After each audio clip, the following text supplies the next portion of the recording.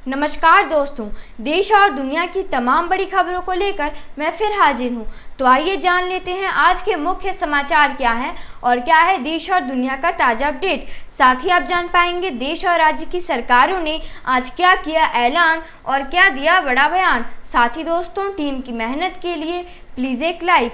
बीते दिन 21 जून को प्रधानमंत्री नरेंद्र मोदी ने अमेरिका में स्थित यूएन हेडक्वार्टर में आयोजित योग कार्यक्रम में भाग लिया, जिसमें लगभग 180 देशों के प्रतिनिधि उपस्थित थे। इस कार्यक्रम में प्रधानमंत्री नरेंद्र मोदी ने कहा कि योगा हमें जोड़ने का काम करता है। योग से उम्र और फिटनेस बरकरार रहती है। योग भारत से आया है और यह बहुत ही पुरानी परंपरा है। साथ ही उन्होंने यह भी कहा कि योग पर कोई कॉपीराइट नहीं है, इसे कहीं भी किया जा सकता है, अकेले भी किया जा सकता है। योग जिंदगी जीने का तरीका है।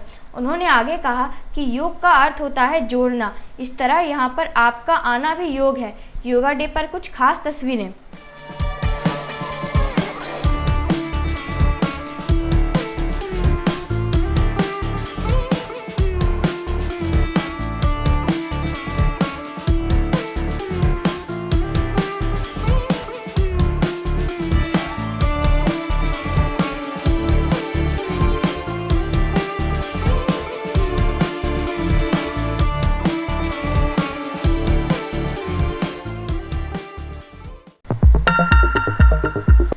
पंजाब सरकार ने कानून में संशोधन करके एक नया नियम बनाया है, जिसके तहत अब यूनिवर्सिटी के प्रमुख मुख्यमंत्री होंगे।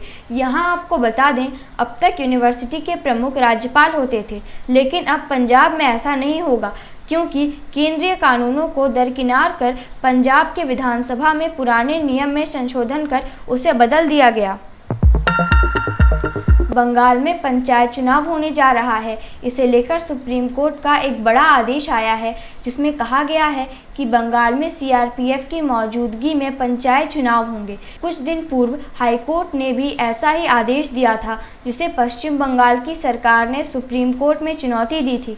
सुप्रीम कोर्ट ने इस याचिका को खारिज कर दिया और कहा कि हाईकोर्ट के आदेश के पीछे का उद्देश्य स्वतंत्र और निष्पक्ष चुनाव कराना है। शिक्षा मंत्रालय की तरफ से एक खबर आ रही है, जिसमें छात्रों के बीच वर्तमान में जो असमानता है उसे दूर करने और उन्हें किसी भी तरह की असुविधा से बचाने के लिए एक बड़ा फैसला लिए जाने की संभावना है। शिक्षा मंत्रालय द्वारा सभी राज्यों को एक प्रस्ताव दिया गया था, जिसमें कहा गया था कि सभी बोर्ड परीक्षा एक जैसे पैटर्न पर होनी चाहिए। यहाँ आपको बता दें कि इस प्रस्ताव पर अधिकतर राज्य एक जैसे पैटर्न पर बोर्ड परीक्षाओं को कराने में सहमत होते दिख रहे हैं।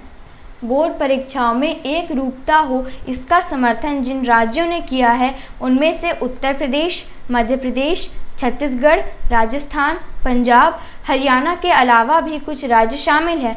दरअसल इन राज्यों को इसकी ज़रूरत समझ में आ चुकी है। यहाँ यह जानना ज़रूरी है कि वर्तमान में देश में करीब 60 अलग अलग स्कूली शिक्षा बोर्ड हैं और यह सभी अपने अपने तरीके से परीक्षाओं को लेते आ रहे हैं। आम आदमी पार्टी ने रेलवे की व्यवस्था पर सवाल उठाते हुए कहा कि यात्रियों को सफ़र के दौरान काफ़ी परेशानी होती है। साथ ही यह भी कहा कि अच्छी भली रेलवे को सरकार ने बेकार कर दिया। अगर आप एसी कोच का भी रिजर्वेशन लेते हैं तो आपको बैठने या सोने के लिए सीट नहीं मिलेगी। बीते दिन एक बुजुर्ग आर्मी ऑफिसर ने अपने बेटे को, जो कि 3 साल से बीमार था, उसे अपनी किडनी दान कर पिता और पुत्र के बीच के संबंध को जगजाहिर कर दिया।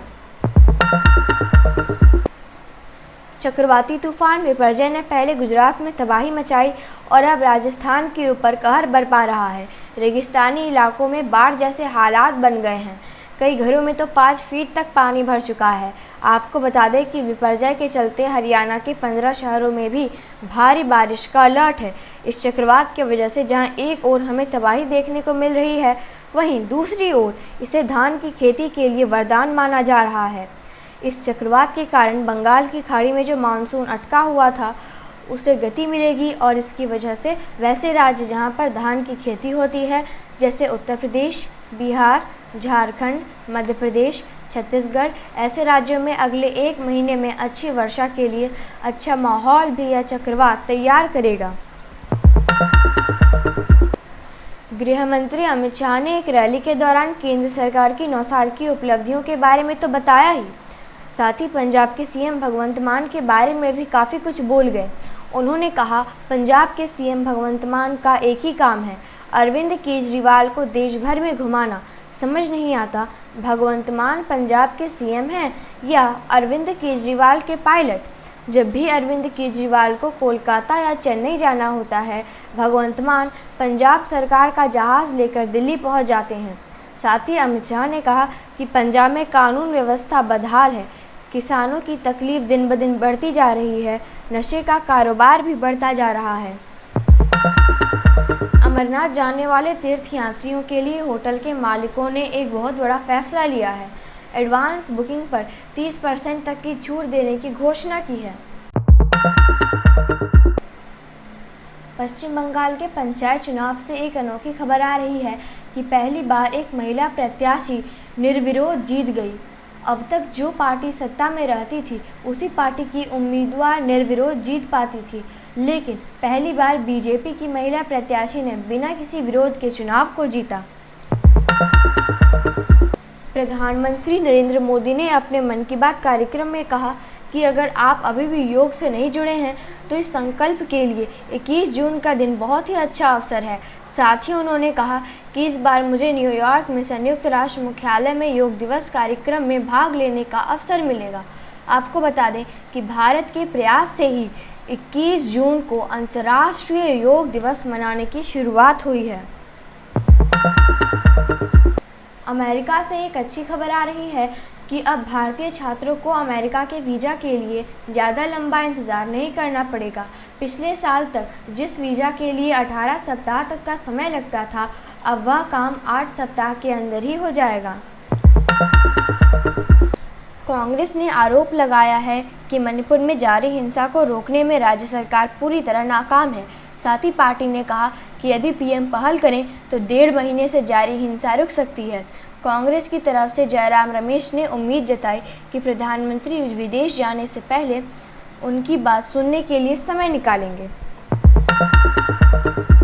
हाल ही में मुखर्जी नगर में नियमों को ताक पर रखकर चल रहे कोचिंग सेंटर में हुए हादसे के बाद हाईकोर्ट ने स्वतः संज्ञान लिया है और कोर्ट ने आदेश दिया है कि अग्निशमन विभाग 2 सप्ताह में राजधानी के सभी कोचिंग सेंटर का अग्नि सुरक्षा ऑडिट करें। इस पर कोर्ट की सख्ती के बाद विभागीय अधिकारियों का बैठकों का दौर शुरू हो चुका है।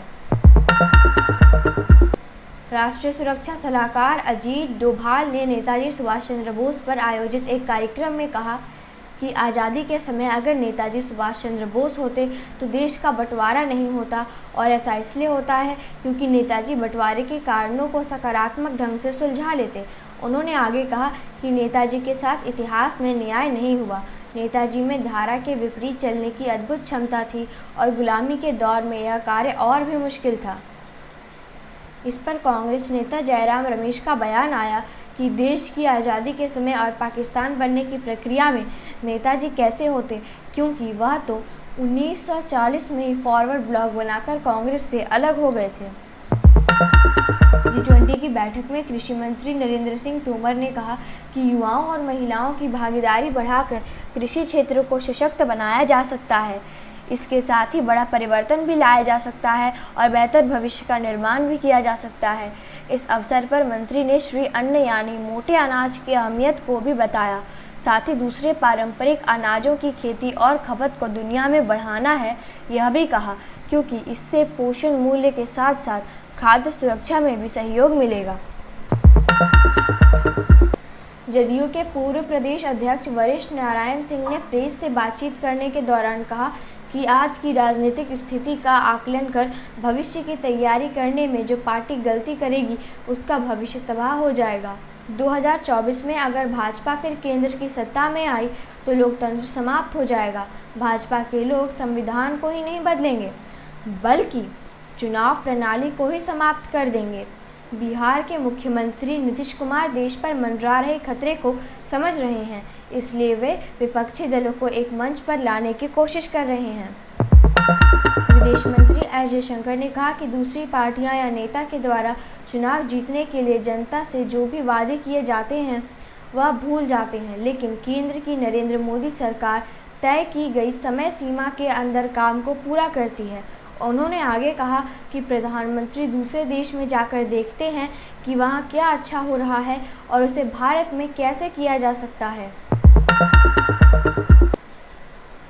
महाराष्ट्र में शिवसेना के 57 साल पूरे हो चुके हैं। इस पर एकनाथ शिंदे और उद्धव ठाकरे पार्टी के स्थापना दिवस को अलग अलग मनाने की खबर निकल कर आ रही है।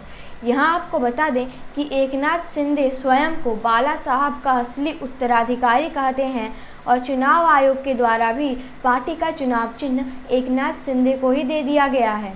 पार्टी के 55 विधायक में से 40 विधायक और 18 सांसद में से 13 सांसद भी अभी तक एकनाथ शिंदे के साथ ही हैं। प्रदेश प्रशासन ने जम्मू कश्मीर में भी पंचायत चुनाव की तैयारी शुरू कर दी है। आपको बता दें कि अंतिम बार 2018 को हुए थे पंचायत चुनाव, जिसका कार्यकाल 2024 में समाप्त हो जाएगा। अपने प्रदेश को लेकर के मुख्यमंत्री योगी आदित्यनाथ ने कहा कि अब माफिया तो दूर, कोई राजनीतिक दल भी चुनावी चंदा मांगने के लिए फ़ोन नहीं करता। यही नहीं उत्तर प्रदेश की पहचान है। बेहतर कानून व्यवस्था और सुशासन के चलते बिजनेसमैन यहां पर निवेश करने में सुरक्षित महसूस कर रहे हैं। सिक्किम में भारी बारिश के दौरान जमीन के धंसने की वजह से लगभग 2500 पर्यटक फंस गए थे, जिन्हें बाहर निकाल लिया गया है, जिसके बाद पर्यटकों ने राहत की सांस ली। आने वाले वर्षों में कोलकाता से सड़क मार्ग के द्वारा अब लोग थाईलैंड तक जा सकेंगे। 4 वर्षों में इसे तैयार करने की योजना है। आरबीआई के द्वारा एक बड़ा बयान सामने आ रहा है, जिसमें आरबीआई ने कहा कि प्रिंटिंग प्रेस की ओर से भेजे गए नोटों का उसके पास उचित लेखा जोखा रहता है। साथ ही इंटरनेट पर चल रहा उस रिपोर्ट को भी खारिज कर दिया, जिसमें बड़ी मात्रा में 500 के नोट के गायब होने की बात कही जा रही थी। न्यूज़ अपडेट के लिए और मुझे सपोर्ट करने के लिए लाइक एंड सब्सक्राइब करना मत भूलिएगा।